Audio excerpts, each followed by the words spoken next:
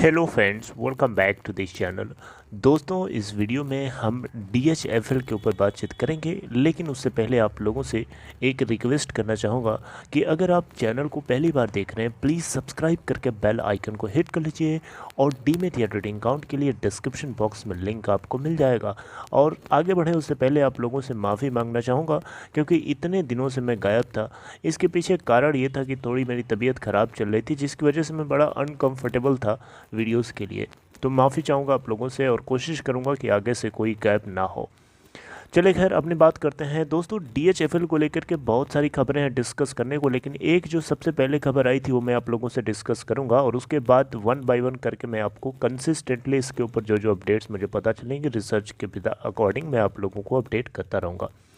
तो आज हम एक टॉपिक के ऊपर डिस्कस करेंगे जो स्टार्टिंग में अभी रिसेंटली आई है। आई थिंक ये देख सकते हैं 27 जनवरी की है। मैं इसको पहले भी दे सकता था update, but due to some reason मैं इसको आप लोगों तक अपडेट नहीं कर पाया। अब देख सकते हैं 27 जनवरी की अपडेट है। दोस्तों, यहाँ पे खबर ये आई है कि national company law appellate tribunal ने DHFL के केस में 63 मून्स एंड टेक्नोलॉजी ने, एक कंपनी है, इसके बारे में आपको ऑलरेडी पता होगा, मुंबई बेस्ड एक कंपनी है 63 मून्स एंड टेक्नोलॉजी ने एक पिटिशन फाइल किया था DHFL के अंदर, DHFL के केस में NCLT के अंदर, NCLAT के अंदर।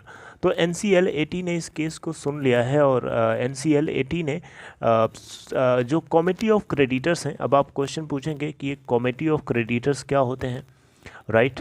कमेटी ऑफ क्रेडिटर्स बेसिकली जितने भी लेंडर्स होते हैं जो किसी पर्टिकुलर कंपनी को लोन दिए होते हैं, उन सभी को रिप्रेजेंट करने वाले एक एक मेंबर्स से बनी हुई ये एक कमेटी होती है जो इस तरीके के फैसले लेने के लिए रिस्पॉन्सिबल होती है।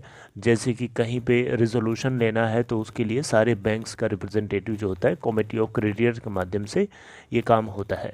तो national company law appellate tribunal ने डायरेक्ट किया है कमेटी ऑफ क्रेडिटर्स को कि 63 मून्स एंड टेक्नोलॉजी ने जो पिटीशन फाइल किया था DHFL रिजोल्यूशन प्लान के अगेंस्ट में, उसको कंसीडर किया जाए, राइट।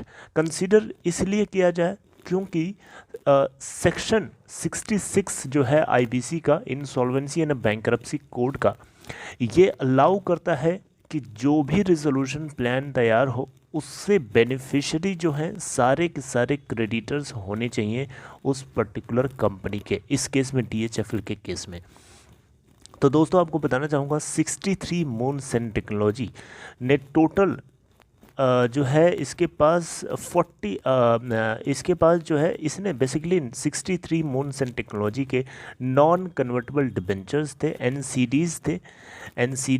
NCDs आपको पता ही होगा, नॉन कन्वर्टेबल डिबेंचर्स, राइट। तो NCDs बेसिकली पर यहाँ पे बॉन्ड की जो फेस वैल्यू थी 200 करोड़ रुपए की थी और ये टोटल का टोटल अमाउंट जो है इसका इसको रिकवर नहीं हो रहा था। तो इसने केस फाइल किया था DHFL के रिजोल्यूशन प्लान के अगेंस्ट, और यहाँ पे पिरामल ग्रुप ने 40,000 करोड़ रुपए के टोटल रिकवरेबल एसेट्स को 1 रुपया असाइन किया था। इसको भी चैलेंज किया था 63 मून्स ने NCLAT के अंदर। तो अब NCLAT ने डायरेक्ट किया है कि कमेटी ऑफ क्रेडिटर्स को ये जो है केस सुनना पड़ेगा, यानी कंसीडर करना पड़ेगा।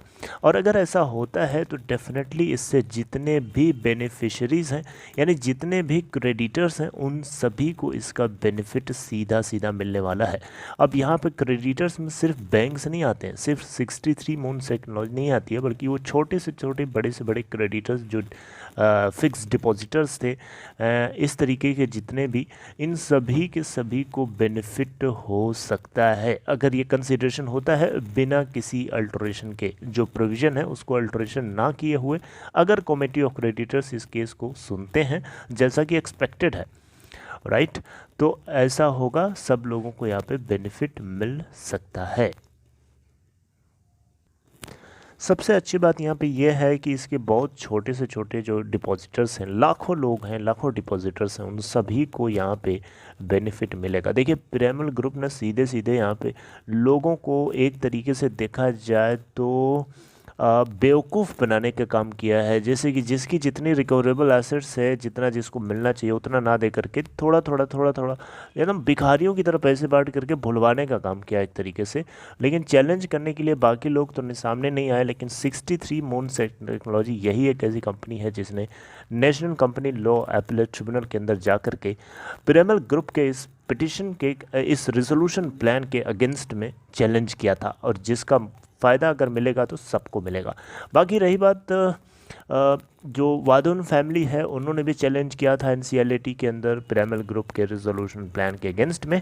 उन सभी बातों को भी हम आगे डिस्कस करेंगे, उसके ऊपर पर्टिकुलरली मैं रिसर्च करके थोड़ा सा आप लोगों से बातचीत करूंगा। बस इतना इस वीडियो में। I hope you like this information. अगर आपको कंटेंट अच्छा लगा हो, लाइक करके सपोर्ट करिएगा। बाकी अपना ख्याल रखिए। Take care.